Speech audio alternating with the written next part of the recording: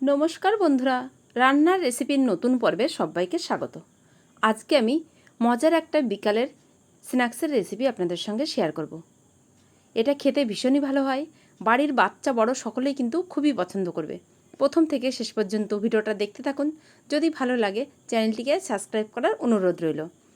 চলুন তাহলে দেখে নেওয়া যাক আজকের আমার এই বিকালের স্ন্যাক্সের রেসিপিটি।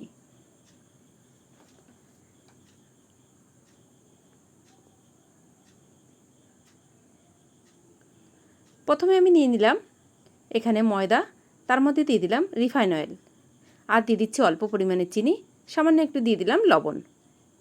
যেরকম আমরা লুচি তৈরি করার সময় ময়দায় ময়াম দিই, সেইভাবেই কিন্তু ময়াম দিয়ে ময়দাটাকে ভালো করে মেখে নিতে হবে।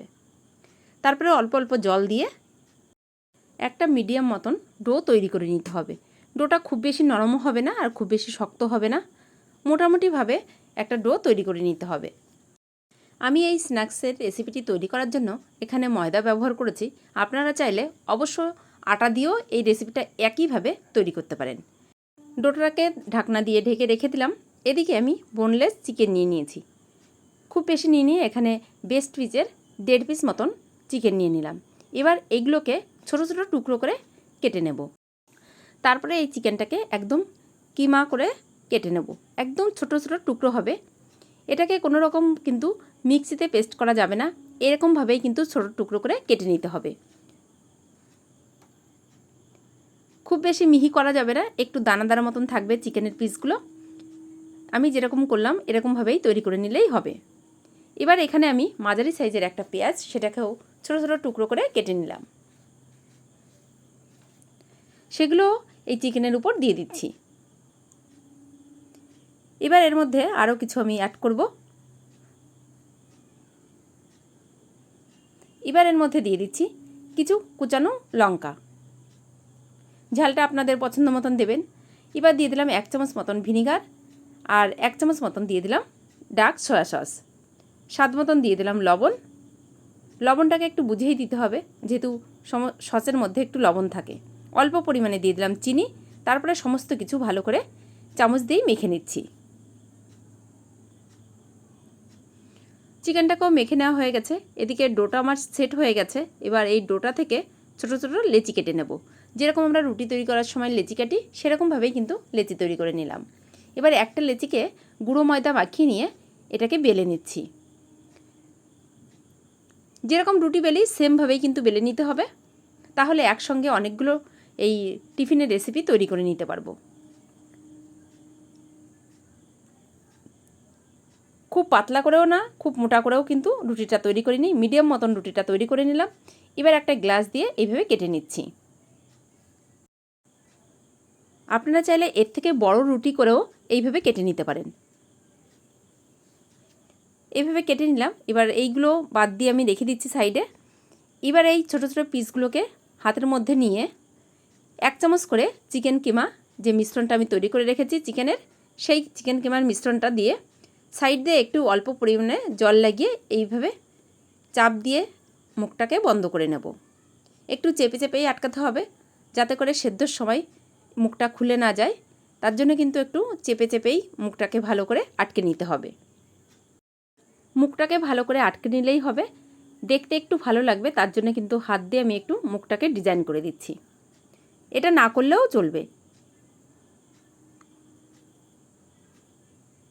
দেখুন এইটা আমার তৈরি হয়ে গেছে। এটাকে একদম পুলি পিঠার মতন লাগছে। এটাকে আমি সাইডে রেখে দিলাম। আবারও আমি একটা লেচি নিয়ে তারপরে কিন্তু 1 চামচ মতন চিকেনের মিশ্রণ দিয়ে সেমভাবে সাইড দিয়ে অল্প পরিমাণে জল লাগিয়ে এটাকেও মুখটাকে আটকে নিতে হবে।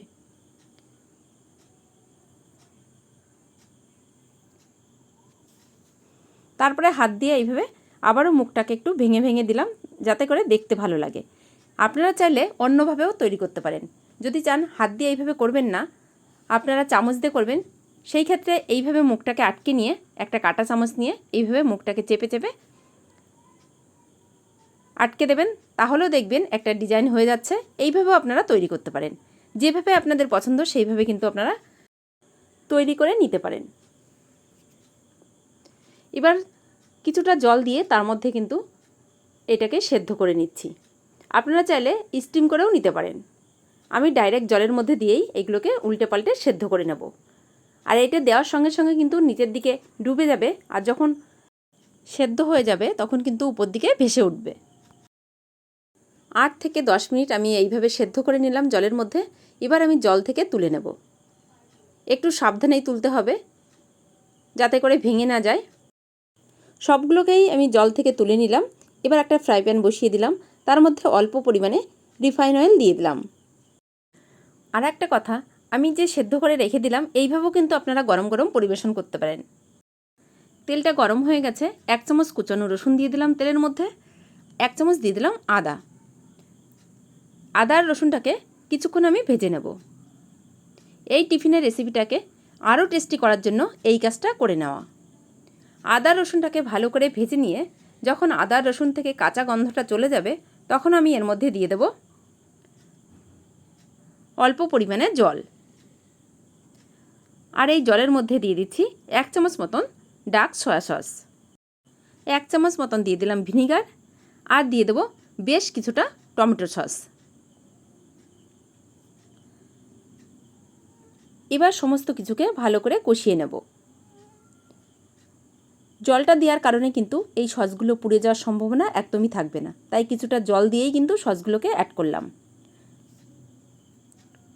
টমেটোর সস আরও কিছুটা দিয়ে দিলাম, অল্প পরিমাণে চিনি দিয়ে দিলাম, সামান্য একটু দিয়ে দিলাম লবণ। লবণটা একটু বুঝেই দেবেন, যেহেতু প্রত্যেকটা সসের মধ্যেই কিন্তু লবণ আছে, তাই সেই কথাটা মাথায় রেখেই কিন্তু লবণটাকে দিতে হবে। এবার ভালো করে এইটাকে রান্না করে নেব। সসটা আমার রেডি হয়ে গেছে। এবার সেদ্ধ করে রাখা এই টিফিনের রেসিপিগুলোকে এই সসের মধ্যে দিয়ে ভালো করে নাড়াচাড়া করে নেব।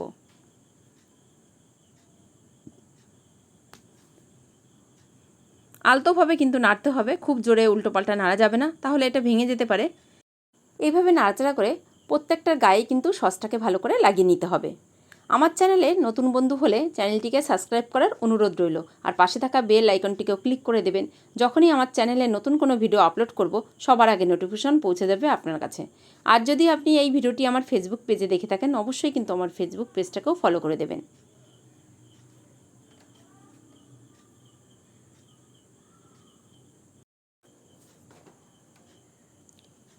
সসটাকে কিন্তু ভালো করে লাগিয়ে নেওয়া হয়ে গেছে প্রত্যেকটার গায়ে।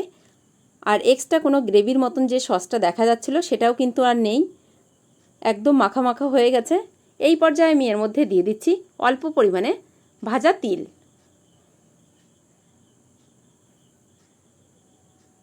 তাহলে দেখতেও ভালো লাগবে আর খেতেও বেশ ভালো লাগবে।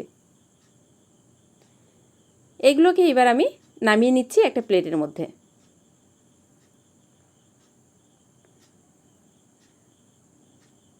এটা গরম গরম পরিবেশন করতে কিন্তু খুব ভালো লাগে। একবার হলেও আপনারা এইভাবে ট্রাই করতে পারেন।